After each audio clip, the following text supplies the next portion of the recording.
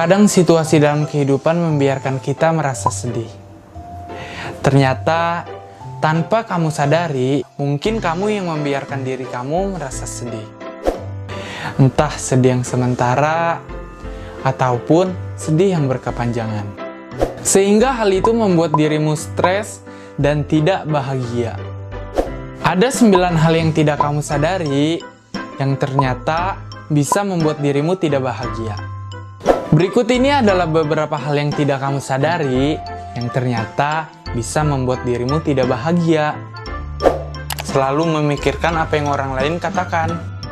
Kebanyakan dari kita sering memikirkan apa yang orang lain katakan, sehingga bisa membuat kita menjadi tidak percaya diri.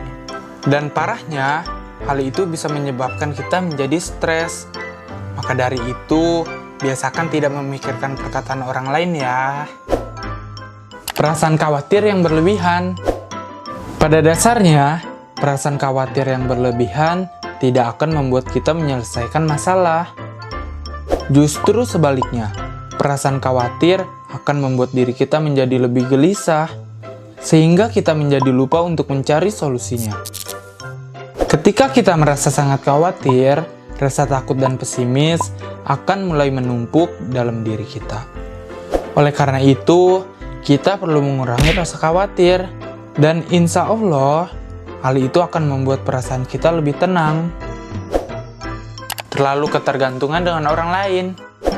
Manusia hidup memang membutuhkan bantuan orang lain, tetapi hal itu bisa menimbulkan ketidaknyamanan, karena kita harus hidup dengan menuruti keinginan orang lain. Menjadi mandiri tidak hanya membuat diri kita menjadi lebih bahagia, tetapi akan juga menimbulkan rasa percaya diri. Sekaligus memberikan kita rasa bebas untuk menentukan pilihan hidup. Bosan. Bosan dapat menyebabkan dirimu tidak bahagia.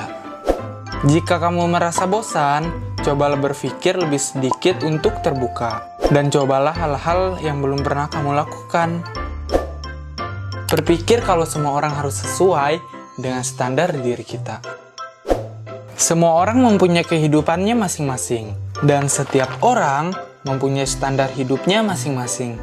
Terkadang, kita merasa iri dengan hidup orang lain. Kita merasa hidup dia lebih beruntung daripada kita.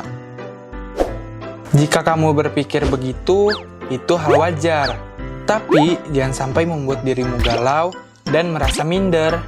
Jadi, mulai sekarang kamu harus belajar menghargai orang lain apa adanya. Belajar tentang keanekaragaman, bahwa semua orang itu berbeda. Bahwa setiap orang mempunyai standar kehidupannya masing-masing. Belum menemukan tujuan hidup.